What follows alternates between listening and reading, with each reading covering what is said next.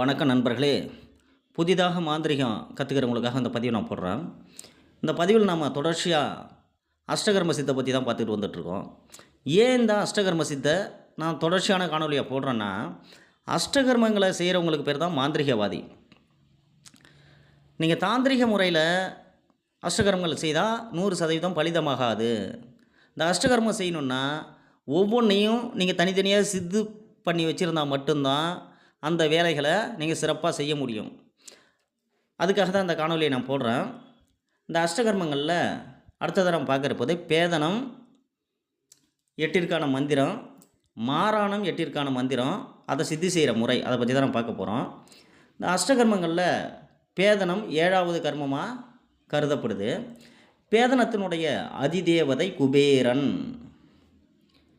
ஒருவரை தான் என்ன செய்கிறோங்கிற எண்ணமே சிந்தனையே இல்லாமல் அவருடைய புத்தியை பேதலிக்க செய்வதற்கு பேர் தான் பேதனம். இதுவும் ஒரு வகை நோக்குவர்மம் போல தான். இது ஒரு விதமான தாக்குதல், அதாவது புத்தியை சிதைக்கக்கூடிய ஒரு விதமான தாக்குதல். இந்த பேதனம் நீங்கள் சித்தி பண்ணிட்டீங்கன்னா ஒருத்தவனை பார்த்து அவங்க பேதலிக்கணும்னு நீங்கள் எண்ணினாலே அவன் பேதலித்து விடுவான். அப்படிப்பட்ட சக்தி வாய்ந்தது. இந்த பேதனம் 8 வகைப்படும். சர்வபேதனம், ராஜபேதனம், புருஷபேதனம், ஸ்திரீ பேதனம், மிருகபேதனம், தேவபேதனம், அக்னி பேதனம், லோகபேதனம். இந்த 8க்கான மந்திரத்தை எப்படி சித்தி செய்கிறது? இதில் இன்னொரு விஷயம் என்னென்னா, இந்த அஷ்டகர்மங்களில் அதிக வித்தைகளை உள்ளடக்கியது பேதனம் தான். ஏன்னா ஒருத்தவங்களை பார்த்த மாத்திரத்திலேயே அவங்களுடைய புத்தியை பேதலிக்க செய்யக்கூடிய ஒரு அற்புதமான வித்தை. உங்களுக்கு திறமை இருந்ததுன்னா அதை நீங்கள் எப்படி வேணாலும் பயன்படுத்தலாம். அது உங்களுடைய திறமையை பொறுத்தது. இதை எப்படி சித்திக்க செய்கிறது, அதுதான் இப்போ விஷயம். ஒரு இரும்பு தகடை எடுத்துங்க. அந்த தகட்டில் தாமரை இதழ் போல் எண்கோணம் 8 கோணம் வரைஞ்சிங்க. அதை நடுவில் ஒரு வட்டம் போட்டுங்க. அந்த வட்டத்துள்ள டங் அப்படின்னு எழுதிங்க. அப்புறம் என்ன பண்ணுறீங்கன்னா, அந்த சக்கரத்தை பன்னீரால் நல்லா 2 சைடும் சுத்தமாக கழுவிடுங்க. அதோட 4 மூலையிலையும் சந்தன குங்குமம் பொட்டு வச்சிங்க. பின்னர் பூஜை அறையில் எடுத்து வச்சுருங்க. ஒரு வியாழக்கிழமை அன்னைக்கு உடல் மன சுத்தியுடன் வெள்ளை வஸ்திரம் அணிஞ்சிங்க. வடக்கு நோக்கி மரத்தோலாடையில் அமர்ந்துங்க. அமர்ந்துக்கிட்டு, மரத்தோலாடைனா மரப்பட்டையிலான ஆசனம் அது. அமர்ந்து கொண்டு ஊமத்தம் பூவினால் அந்த சக்கரத்தை நல்லா அலங்கரிச்சிக்கிட்டு அதை எதிரில் வச்சுக்கிட்டு புன்னை எண்ணெயால் விளக்கேற்றி வச்சுக்கிட்டு இப்போது கிரமமாக பூஜையை முடிச்சுட்டு நீங்கள் என்ன பண்ணுறீங்கன்னா, மனதை ஒரு நிலையோடு இந்த மந்திரத்தை நீங்கள் ஜெபிக்கணும். ஓம் ரீயும் சவ்வும் ஸ்ரீயும் கிளியும் அங் நசி நசி ஸ்வாகா. திரும்பவும் சொல்கிறேன். ஓம் ரீயும் சவ்வும் ஸ்ரீயும் கிளியும் அங் நசி நசி ஸ்வாகா. இதுதான் அந்த மந்திரம். இந்த மந்திரத்தை நாளொன்றுக்கு 100 வீதம் 48 நாட்கள் ஜெபிச்சின்னா அது சித்தியாகும்.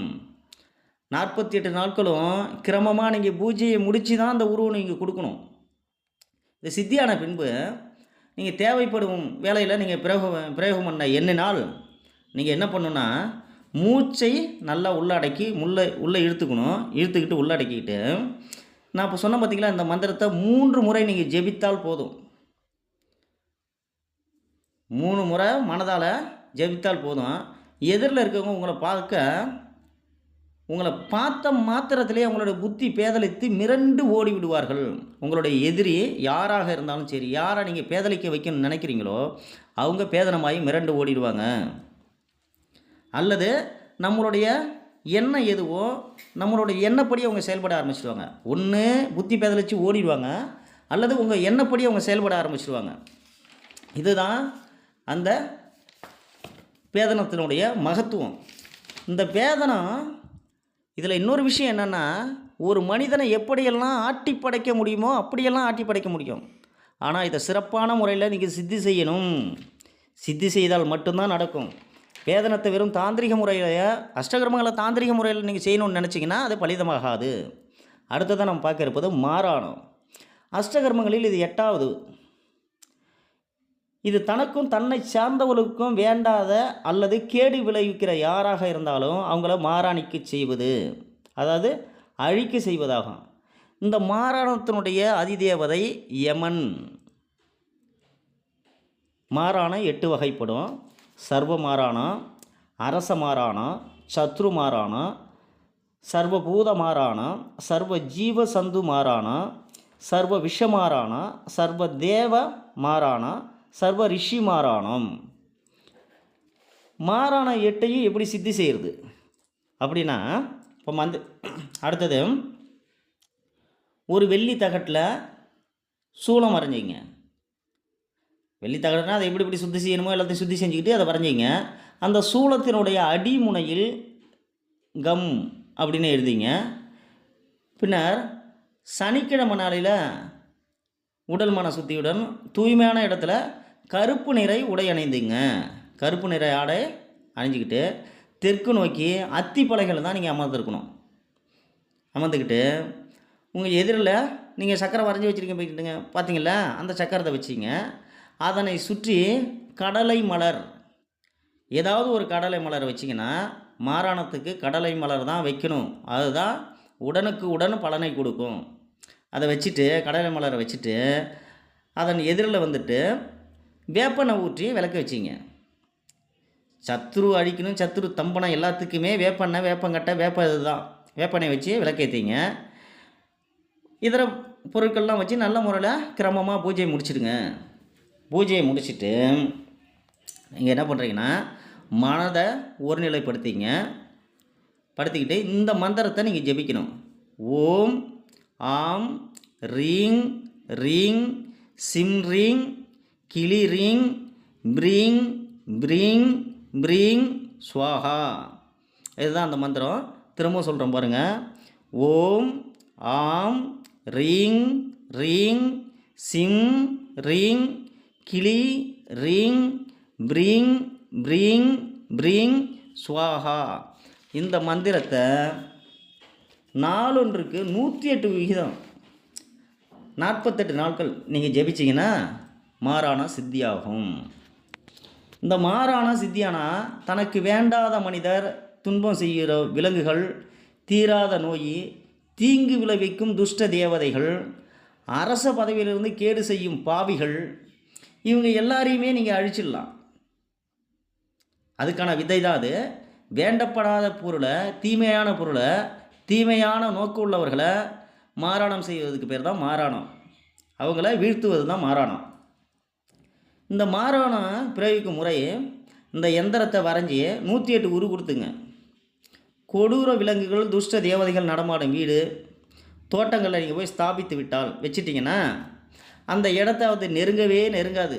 அப்படி நெருங்கி கிட்ட வந்துச்சுன்னா சுருண்டு விழுந்து விடும். அவ்வளோதான். திரும்ப எழுந்திருக்கவே எந்திரிக்காது, எழாது. அது என்னது? எழாது.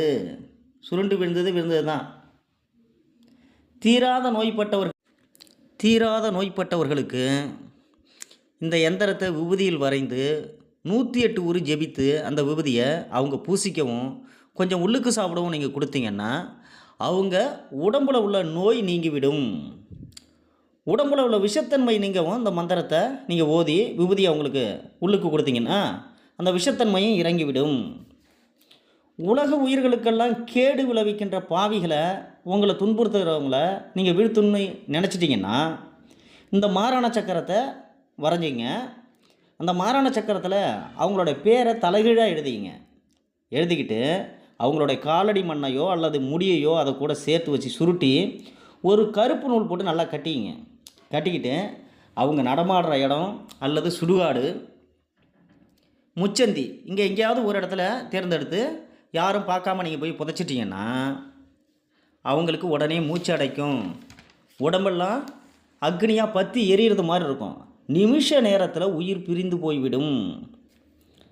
இதாங்க இது ஒரு பயங்கரமான விஷயம். அது அடுத்ததாக சித்தர்கள், ரிஷிகள்லாம் அவங்க மறைத்து வச்சுருக்க புதையலுக்கு மந்திரக்கட்டு போட்டு வச்சுருப்பாங்க. அந்த மந்திரக்கட்டை மாறாணைக்கு செய்து அந்த புதையலை நீங்கள் அடையலாம். இதுக்கு பேர் ரிஷி மாறானன்னு பேர். ரிஷி மாறானா வேறு எதுவும் நினைக்காதீங்க. அவங்க கட்டு போட்டிருக்குது, அதை மாரடிக்க செய்து அந்த புதையலை அவங்க மறைச்சி வச்சுருக்க பொருளை எடுக்கிறதுக்கு பேர் தான் ரிஷி மாறானம்.